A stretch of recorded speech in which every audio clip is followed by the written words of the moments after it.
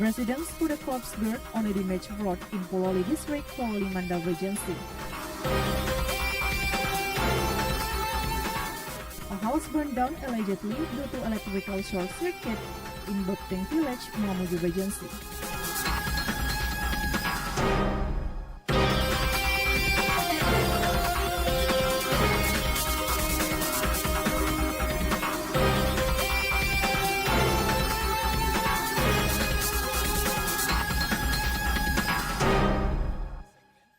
Assalamualaikum warahmatullahi wabarakatuh.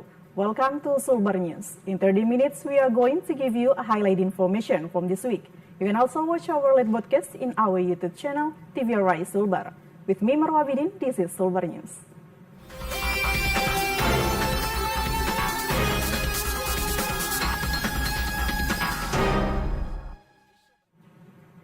The residents of Sulewatang Village, Pololi District, Pololi Mandar Regency, have a put corpse buried in the middle of a damaged road as a form of protest against the condition of the road, which they believe is a consequence of sea digging mining activities. The condition of the road in Sulewatang Village, Pololi District, Pololi Mandar Regency, Sulawesi, has put a corpse buried by residents as a form of protest against sea digging mining activities. It is alleged the damage to the road is caused by truck passing to and from the sea digging mining location on a daily basis with no apparent effort to repair the damage caused. An agreement was previously reached with the miner to repair the damage, but there has been no evidence of any action taken to repair the road, despite the fact that it is already in severely damaged condition. Baharudin, a resident, stated that the bill was put as a form of protest against mining activities that have never repaired the road. The condition of the road is deteriorating due to the daily passage of mining trucks. Residents hope that the miner would undertake repairs in the near future, as the access road is the community's primary road and poses a significant safety risk for drivers. Jalal Kalaki reported.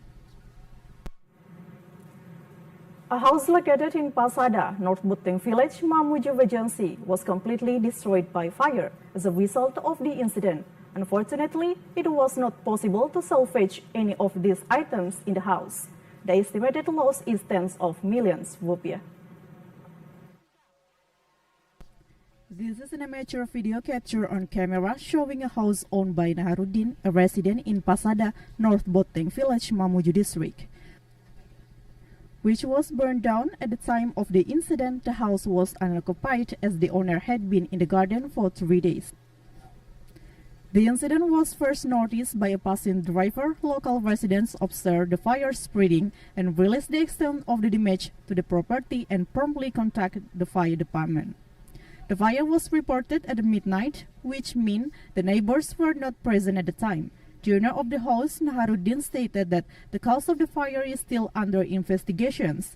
However, preliminary indications suggest that an electrical short circuit in front of the house may have been the source of ignition.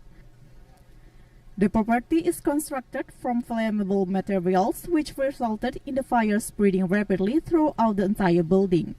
The owner of the house and local residents were unable to salvage their belongings due to the rapid spread of the fire, which engulfed the entire property. Naharudin sustained significant losses as his house was completely destroyed. As a result of the incident, Naharudin lost his house, a motorbike, working tools, house materials worth millions of rupiah, gold, and cash in the cupboard. As a result of the incident, the house owner was required to temporarily relocate to a family home in the vicinity. While there were no casualties, the loss is estimated to be in the tens of millions of rupiah. Muhammad Rizaldi Andi Jemang reported. The residents of Bela Village, Tapalan District, Mamuju Regency, are transporting an unhealthy people to the Tapalan Community Health Center due to the severely damaged road, which necessitates crossing a river. This is an amateur video of residents of Bela Village, Tapalan District, Mamuju Regency, transporting two residents requiring medical attention to the Tapalan Community Health Center. The two residents Jaina and Jubaida are seriously ill and require transportation to a medical facility for further treatment. Due to the damaged road in Bela village and the lack of bridge facilities, the two sick residents were forced to be carried on a stretcher. Bela Village Secretary Supriyadi stated that every sick resident must be carried because the road is severely damaged and vehicles are unable to pass. Despite the risk by using a motorcycle on this road, which is severely damaged, Supriyadi also added that the village fund and village budget from the regional revenue and expenditure budget of the Mamuju district government is insufficient to build an 80-kilometer road. Furthermore, Bela village is situated on the banks of a river measuring 70 meters in width. Supriyadi stated that the Mamuju district government is responsible for repairing the damaged road in Bela village. Irham Hambali Mansur, Muhammad Adam reported. Coming up next, boat carrying bride capsized.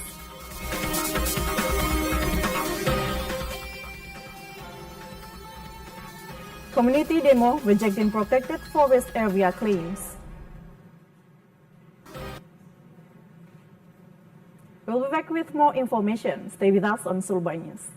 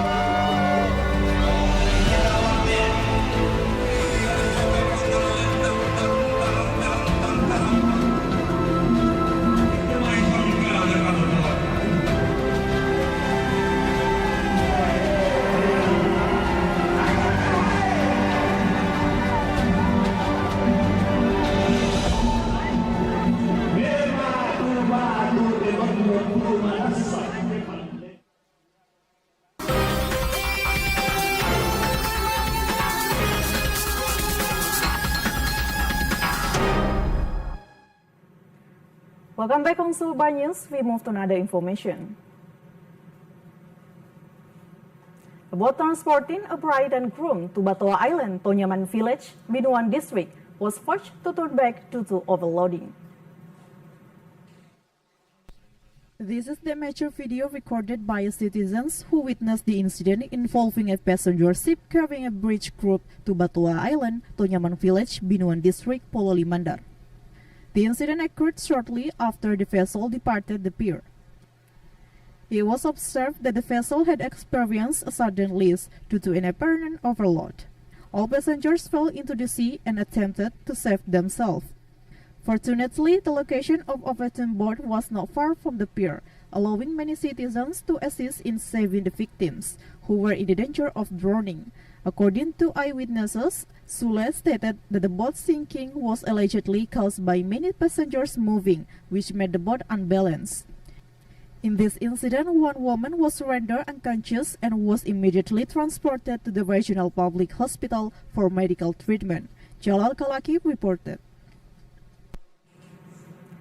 Dozens of Langsung village residents, along with students, held a demonstration in front of the Regional Representative Council building in Pasangkayu district. They rejected the Forestry Service claims that their land is within a protected area.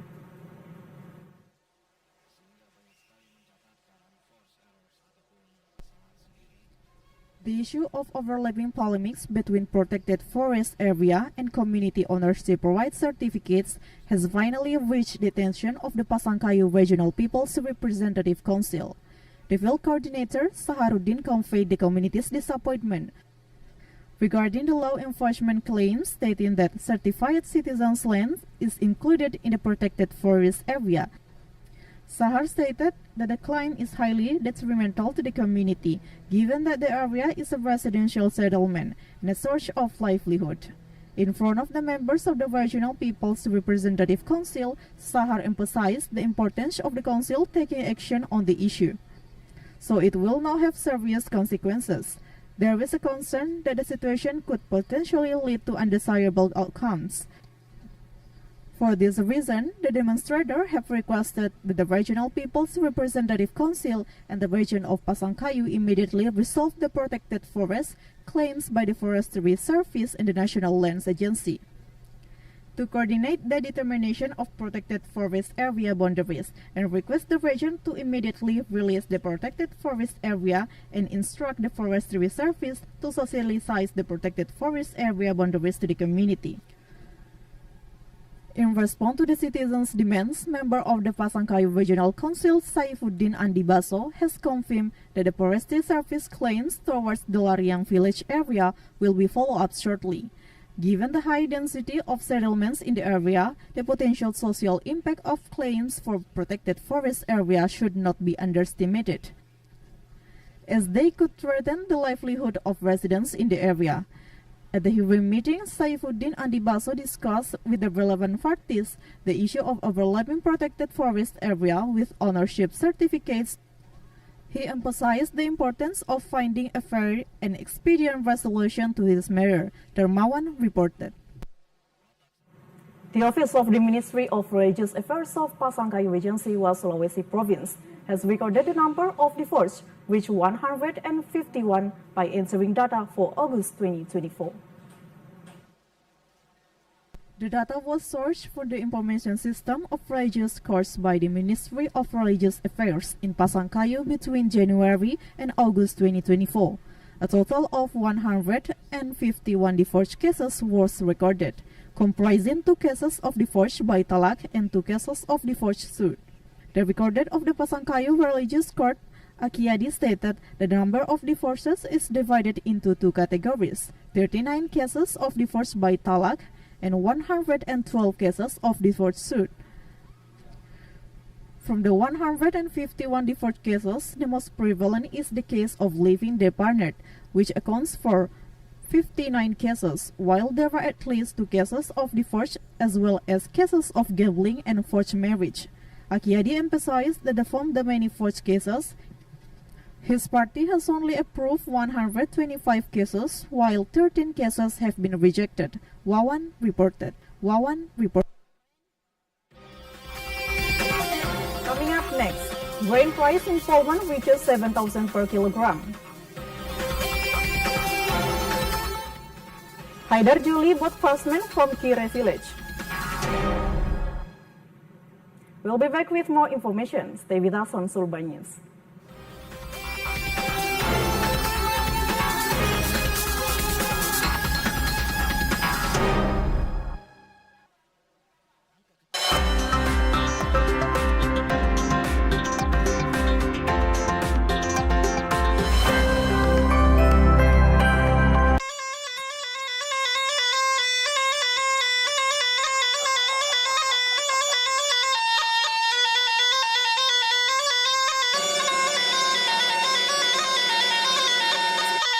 Budaya warisan leluhur yang masih terjaga hingga kini, tak lekang di gerus zaman.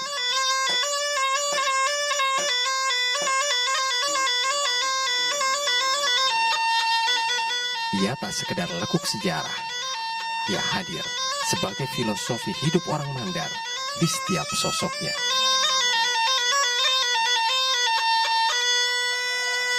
Di dalamnya mengandung budaya, seni, dan mistis tercampur menjadi satu.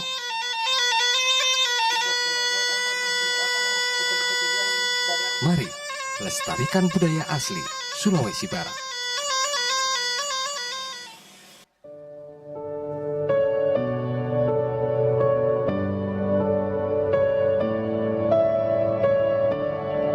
Alam dan manusia adalah kesatuan.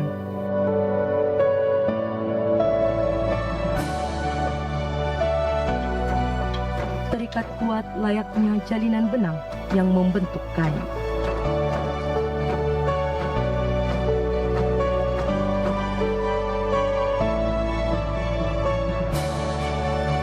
Sekumandi, pencerminan betapa erat dan kuatnya ikatan masyarakat Kalumpang dengan alamnya.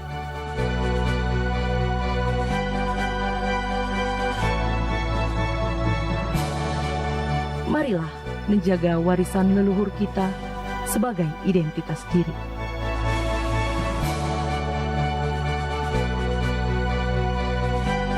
Sekumandi, warisan budaya masyarakat Sulawesi Barat.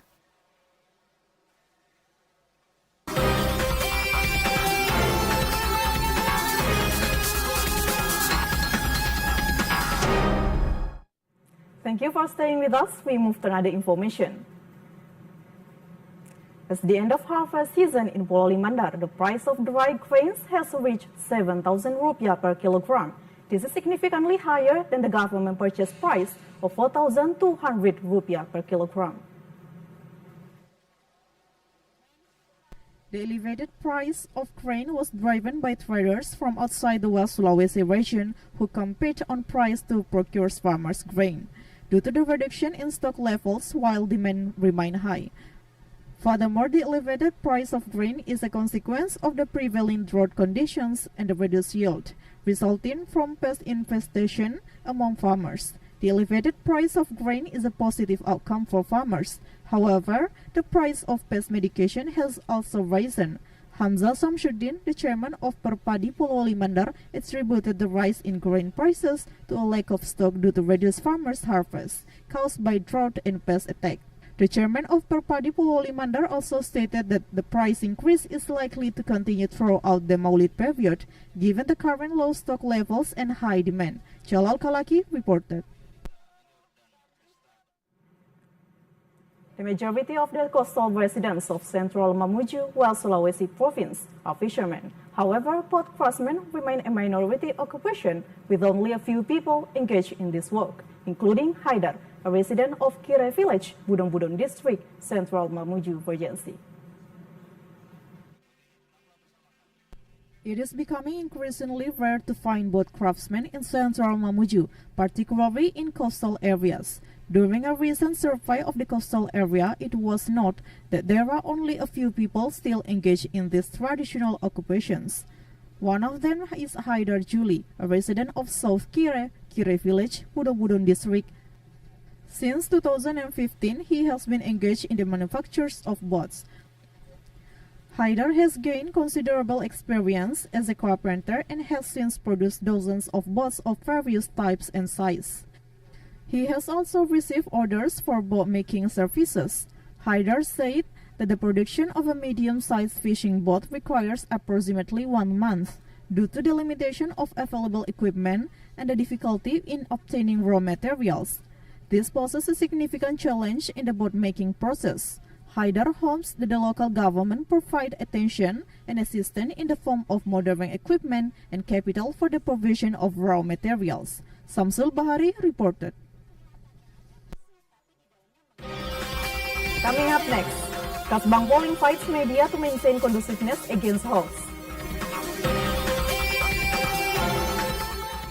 Lanao Mamuju hoax-free medical treatment. We'll be back with more information. Stay with us on Sulbar News.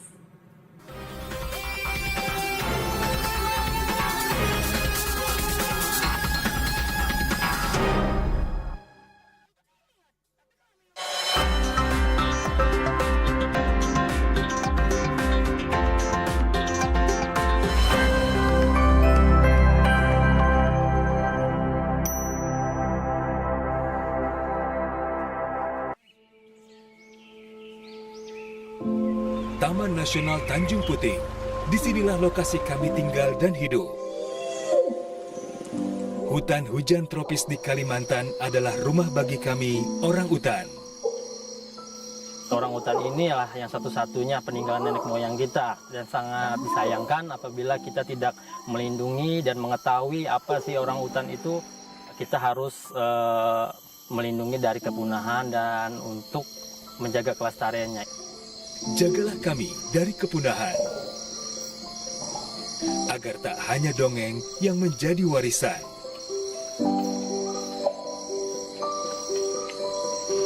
Kami juga memiliki hak hidup yang sama, seperti kalian, manusia. Pelihara hutan, selamatkan orang utan dari ancaman kepunahan.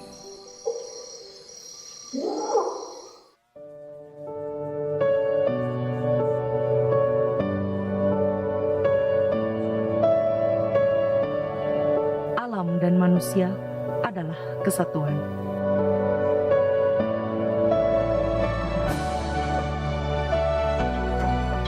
Terikat kuat layaknya jalinan benang yang membentuk kayu.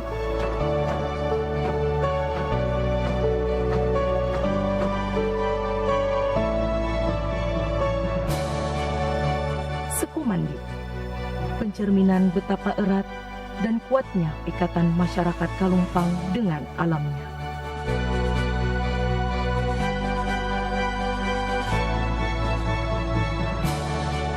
Marilah menjaga warisan leluhur kita sebagai identitas diri.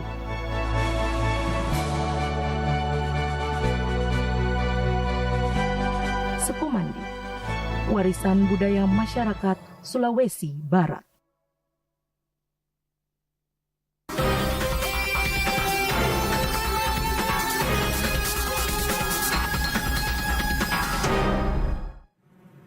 Welcome back on Sulbar News. We move to another information. The National Unity and Politics Agency of West Sulawesi Province requests all media work together to ensure the 2024 simultaneous regional head elections are conducted in a fair and orderly manner. This includes combating any false information. The simultaneous regional head elections for 2024 are progressing as planned. The registration period for prospective regional head candidates has now concluded, as confirmed by the General Election Commission. In light of the potential for public order and security disturbances, the head of the National Unity and Politics Agency of West Sulawesi Province, Hardin Ismail, said that all media have an opportunity to contribute to the success of the regional head elections by maintaining communication and combating misinformation. He believes that the media has a significant role, particularly in terms of public education through their respective channels. He elaborated that amidst the rapid influx of information coupled with the abundance of misinformation, the media is entrusted with the crucial responsibility of educating the public during this pivotal moment in the regional head elections. Hardin is keen to ensure that the implementation of regional head elections is not undermined by the actions of irresponsible individuals. Kasbangpol hopes that the implementation of the 2024 simultaneous regional head elections on 27 November will proceed smoothly and in conducive manner. It is anticipated that the involvement of the media will contribute to the success of the implementation of the regional head elections. Muhammad Idrus Sahrial Sharif reported. The Indonesian National Naval Base Command Headquarters in Mamuju holds free medical treatment to the local community at the Mamuju Naval Base Command Headquarters. In commemoration of the 79th anniversary of the Indonesian Navy, The Mamuju Naval Command Headquarters organized a series of activities, including a free medical treatment program for the local community. The level of enthusiasm among the local community was notably high, with numerous visitors expressing their delight at the opportunity to experience a warship belonging to the Indonesian National Army Navy for the first time.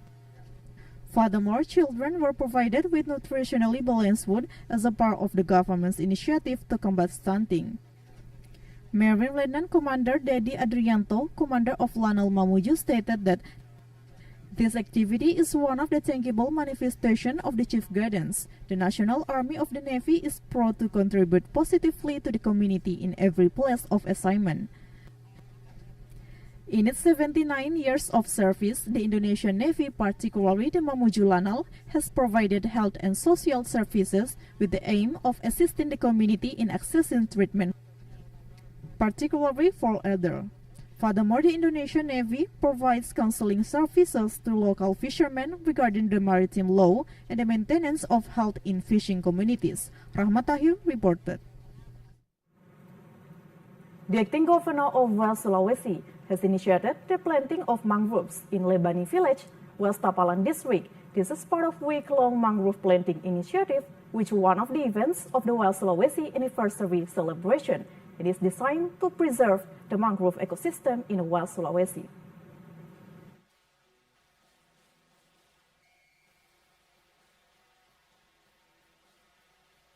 Following the planting of mangroves in Kaluku, the acting governor of West Sulawesi, Bahtiar Baharudin, along with the Forkopimda of West Sulawesi, continued the mangrove planting week on Batu Lombeng Beach, Lebani Village, West Tapalan District, Mamuju Regency. This initiative was conducted as a part of Mangrove Planting Week, which is one of the activities planned to mark the 20th anniversary of West Sulawesi Province. The implementation of this activity involves all elements of society, including the head of West Sulawesi TVRI and RRI Mamuju stations who assisted with the planting of the mangrove. Baharudin stated that this year's celebration of West Sulawesi's anniversary would be held in a different way. This was done as a gesture of gratitude to God for creating West Sulawesi with its rich mangrove ecosystem. However, this has started to decline, so the planting movement needs to be scaled back to maintain the mangrove ecosystem in West Sulawesi. He also extends his gratitude and appreciation to the new Lombeng tourism manager, who play a pivotal role in environmental protection through their management of mangrove tourism. Bahtiar said that this mangrove is globally recommended solution to reduce carbon emission, overcome climate change, and global warming. Bahtiar Baharudin would like to request that the mangrove planting activities scheduled for 2 to 9 September be implemented sustainably rather than as a part of the mangrove planting movement. Furthermore, the acting governor of West Sulawesi, Bahtiar Baharudin, appealed to the community to work together to protect the environment by refraining from damaging the mangrove area. The acting governor highlighted the importance of coordinating law enforcement to conduct education and follow up with law enforcement against illegal fishing perpetrators in the mangrove area.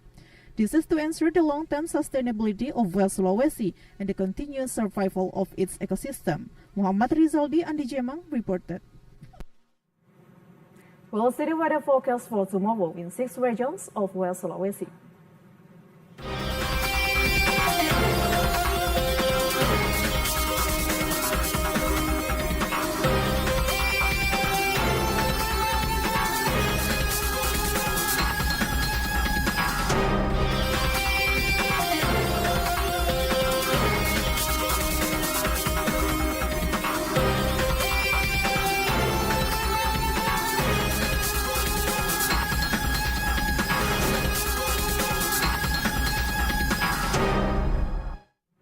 That's all the information of West Sulawesi. I'm Marwa Abidin and all the crew say thank you for watching Sulbar News today. See you next week.